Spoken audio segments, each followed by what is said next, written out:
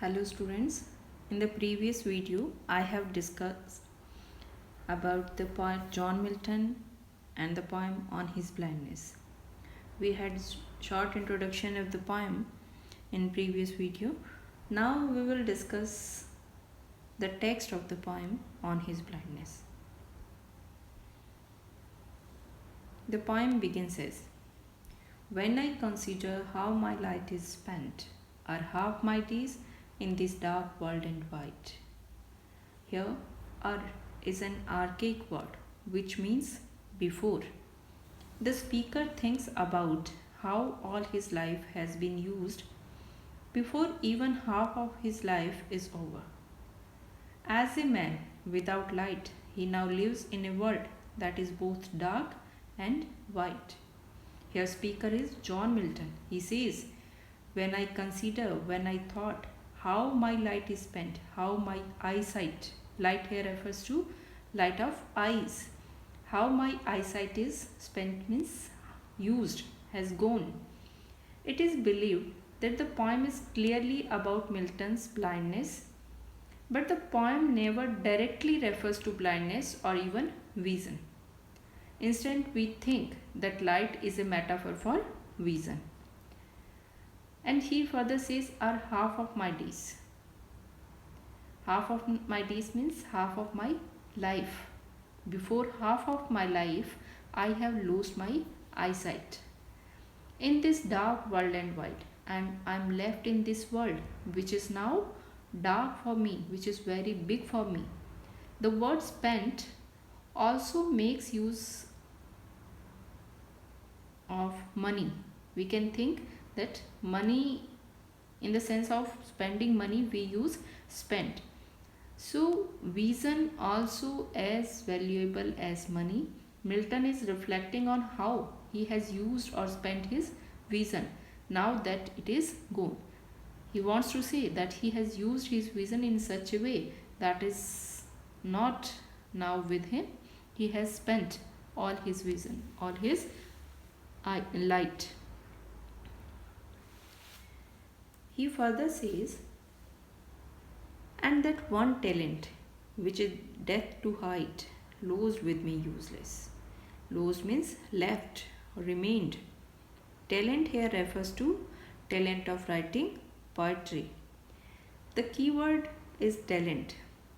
There is a double meaning intended for people who know history or biblical scripture. In the ancient world, a talent was also a standard of weight used to measure money, just as pound is measure of both weight and currency. When Milton says that talent is dead to hide, he is referring to the money in the biblical story and also to his own talent of writing poetry. This talent is left or lodged or buried within the speaker, just like the money in the story. So here is a reference to the story. There is a parable of talent which we will also discuss in the next slide. So poet says that he had one talent of writing poetry, and if he will hide that talent, that will be a kind of death to it, and that talent is left with him useless. He is now not able to use that talent because of his blindness. There is summary of the story, that is the parable of talent. A lord gives 3 of his servants some money, which is used as talents to hold on to when he leaves for a trip. A master gives 3 coins to his 3 servants and he goes for a trip. 2 of the servants use the money to gain more money for their master. In contemporary language, we would call this investment. They invested that money. But the third servant just buries the money when the Lord returns. When the master returns, he is happy with the first 2 servants and gives them more responsibilities. But he was furious with the third servant who buried the money. He exiles the third servant into the darkness, which is the equivalent of death. So this is the story of the parable of talents, and the story gives a message that if we are having any talent, or if we are having money or anything which we have, we should use it for betterment, for multiplication. It should not be hidden like the third servant did.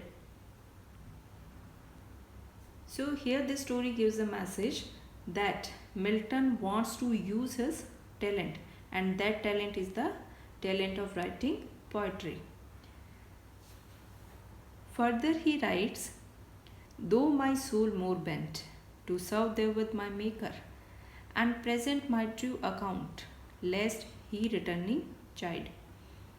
Bent here means determined, and chide means scold. The speaker had just told us that his talent is as useless as money buried in the desert. But now he says that his uselessness has nothing to do with the lack of will. To the contrary, his soul desires to use his skills in the service of his Maker, God. Though my soul more bent, means he says that his soul is more determined for what? To serve there with my Maker. He wants to serve his Maker by using his talent. And he further says, and present my true account. He wants to present his true feelings about God, lest he returning chide. If he will not do so, the God will chide, will scold him when he will return to him. So in the third line, the word he refers to God. God is being compared with the Lord from the parable of the talents. In Matthew 25, when God returns to him, like the master in the parable, the speaker wants to show that he has used his talents profitably. If the speaker turns out to have wasted his profits, he worries that God will scold him. Doth God exact day, labor light the night? I fondly ask. Day labor means a work that can be done in daylight. Fondly here means foolishly. The speaker wonders if God demands that people undertake hard physical work or day labor when they don't have any light. Here speaker wants to say कि क्या भगवान किसी व्यक्ति से ऐसे काम की उम्मीद करते हैं जिसको रोशनी नहीं दी गई है, और वो काम कैसा है? रोशनी में किया जाने वाला काम है, लाइट में किया जाने वाला काम है. The speaker does not have any light because he is blind. He compares this condition to having to do work at night that you would normally do during the day. The first section of the poem is completed by the words, I fondly ask. I wanted to ask. The word fondly means foolishly, not lovingly. Fortunately, what happens? Patience steps in to prevent his foolishness. As Milton writes, but patience to prevent. Patience came to prevent him, to stop him. That murmur soon replies, God doth not need either man's work or his own gifts. Who best bear his mild yoke, they serve him best. Here, what doth refers to does. It is also an archaic word which is obsolete now. Yoke means responsibility. So when Milton wants to ask a question from God, what happens? His patience comes there.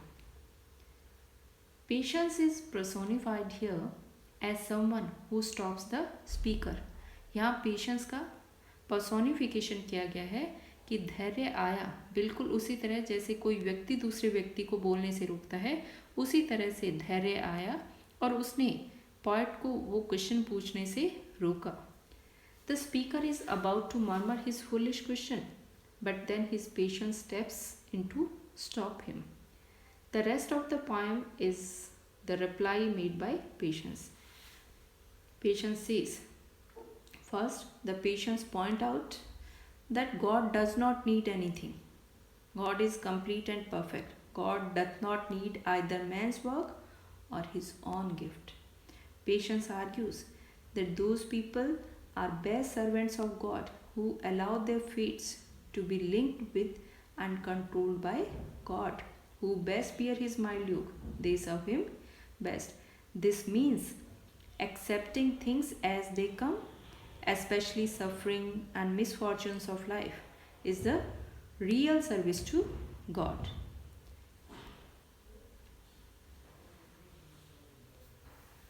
His state is kingly. His means God's. God's state is kingly. Thousands at his bidding speed post over land and ocean without rest. They also serve who only stand and wait. Kingly means like kings. His state is like kings. Whose state? God's state. Thousand angels at his bidding speed, with the speed at his bid, at his order. And these angels post over land and ocean without rest. When God ordered them, they cross land and oceans without rest. But the people who only stand and wait for God's mercy are also the servant of God. The final point made by patience is that God is like a king, and with his kingly status, God has plenty of angels to do at his bidding by rushing from place to place. These angels cross various lands and oceans without rest. People who stand in a state of readiness until their action is needed and wait for God's mercy also serve him.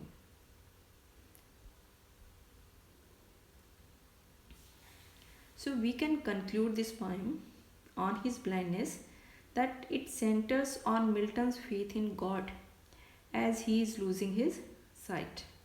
The poem is a sonnet that uses figurative language to express Milton's fear, frustration, and acceptance. The poem signals a turn when Milton shifts from fear of punishment to realization. The poem shows Poet's acceptance of his blindness and his firm determination to serve God by the talent provided to him. The poem gives the message that one should accept the condition in which God keeps him. Being patient is the best way to serve God.